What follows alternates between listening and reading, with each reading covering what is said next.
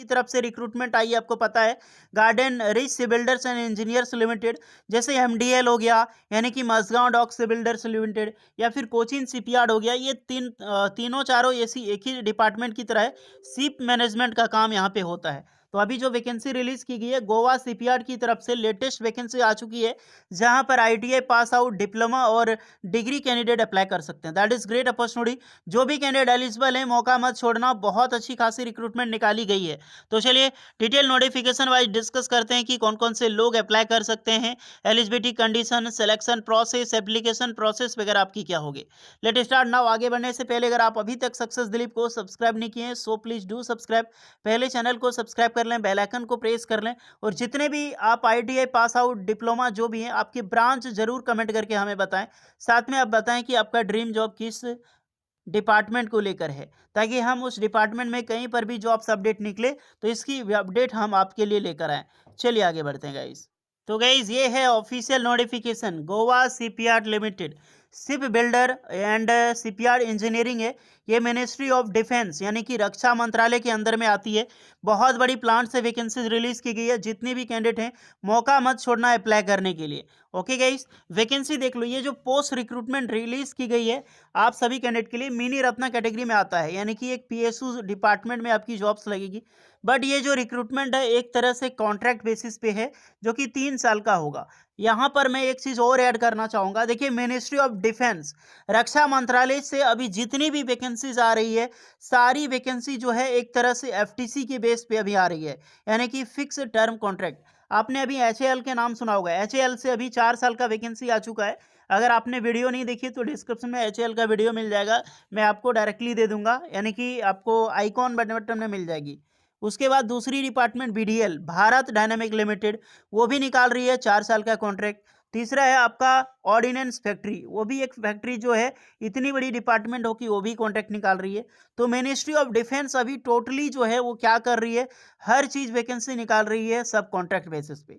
यहाँ की अगर आप एयरफोर्स, अग्निवीर, हर जगह पे अग्निवीर घुस चुका है, तो ये आप 4 साल जो रिकॉर्ड निकल रहा है ना, तो इसे आप अग्निवीर मान के ही चल सकते हो, क्योंकि मिनिस्ट्री ऑफ डिफेंस टोटली जो है वो रेफर करने पे लगा है हर एक कैंडिडेट को। खैर जो भी हो यार, क्या ही कर सकते हैं, ये दुर्दशा है हमारी गवर्नमेंट की तरफ से जो कि स्टूडेंट पे किया जाता है। बट क्या ही कर सकते हैं, जिस प्रकार की रिक्रूटमेंट है अप्लाई तो करना है, क्योंकि हमें तो जॉब से मतलब है।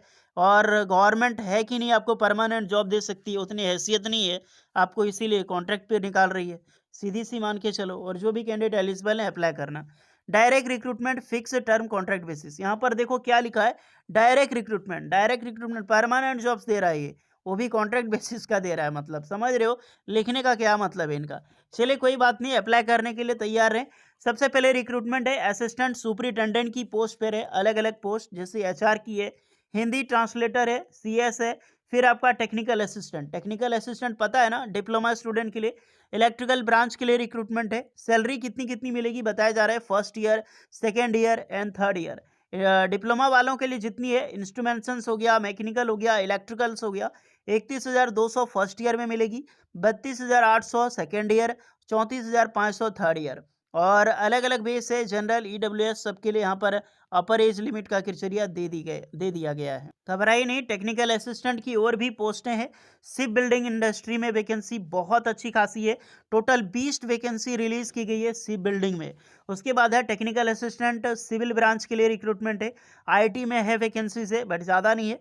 फिर आपका एक पोस्ट है ऑफिस असिस्टेंट, ये आपका क्लरिकल स्टाफ की रिक्रूटमेंट है, टोटल 32 पोस्ट पर रिक्रूटमेंट है।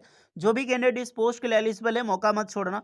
34,300 लेकर 38,000 तक सैलरी आपको प्रोवाइड की जाएगी। फिर ऑफिस असिस्टेंट में आपका फाइनेंस में रिक्रूटमेंट है, ये भी आपका 29,500 से लेकर 36,000 तक, 32,600 तक जॉब है। फिर पेंटर, जी हाँ दोस्तों, अब आईटीआई स्टूडेंट तैयार रहे।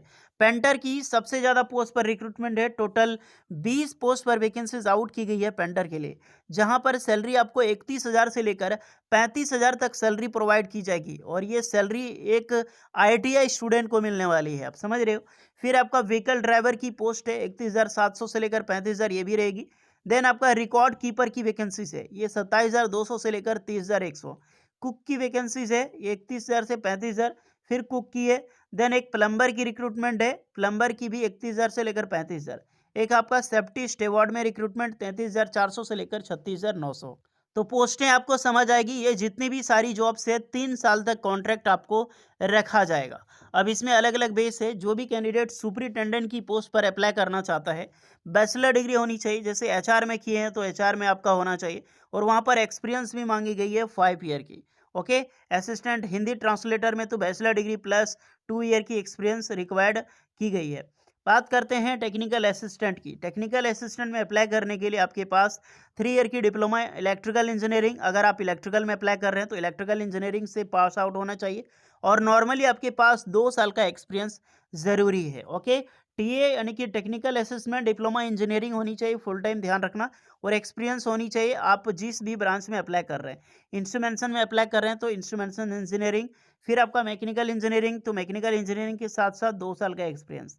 सी बिल्डिंग में जब सबसे ज़्यादा वैकेंसी है 20 वैकेंसी से 2 साल के एक्सपीरियंस यहाँ पर भी चाहिए। डिप्लोमा सी बिल्डिंग इंजीनियरिंग होती है स्पेशली, उसमें अप्लाई कर सकते हैं। फिर सिविल ब्रांच की वैकेंसी से आईटी यानी कि कंप्यूटर साइंस या फिर आपके आईटी के डिपार्टमेंट अप्लाई कर सकते हैं। ओके, बट यहाँ पर भी एक्सपीरियंस रिक्वायर्ड है।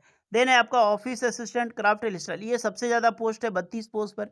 यहाँ पर बैचलर डिग्री मांगी गई है डिसिप्लिन प्लस 1 ईयर की कोर्सेस आपने कंप्यूटर एप्लीकेशंस में कर रखी है तो दैट्स गुड।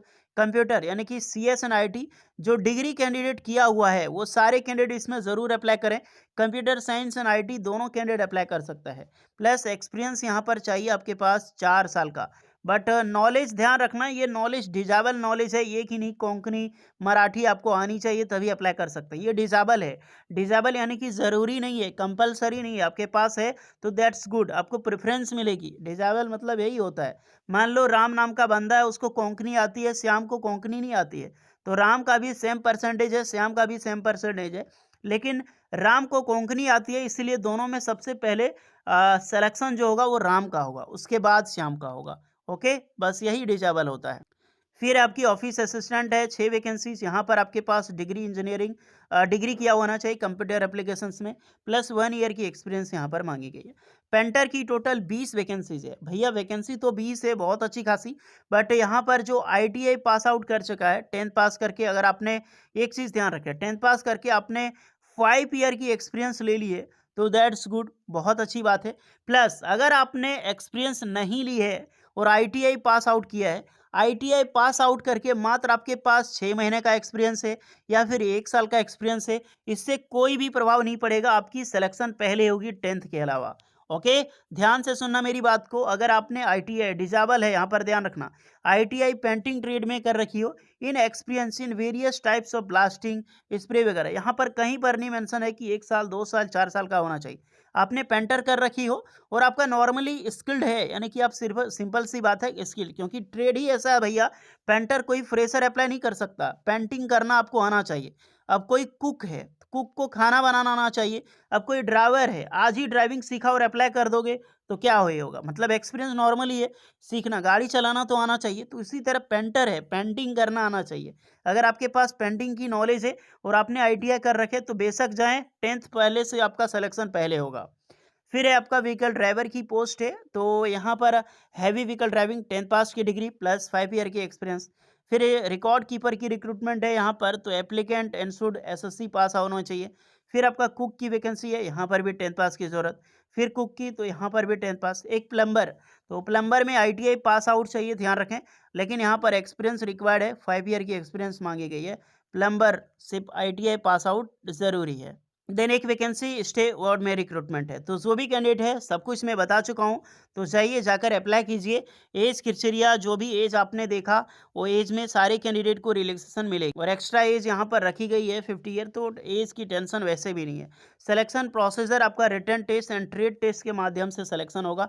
सबके लिए अलग अलग trade test and written test का आयोजन किया जाएगा। जो भी कैंडिडेट एलिजिबल हैं 27 मार्च 2024 तक लास्ट डेट है अप्लाई करने के लिए। लिंक आपको मैं डिस्क्रिप्शन में दे दूंगा अप्लाई करने के लिए, तो जाइए जाकर अप्लाई कर लीजिए, और कुछ डाउट है तो कमेंट में ज़रूर बताइएगा। ओके, होपफुली वीडियो इस पर लगी हो, please like share and subscribe करें। मिलते हैं नेक्स्ट वीडियो में, तब तक के लिए जय हिंद।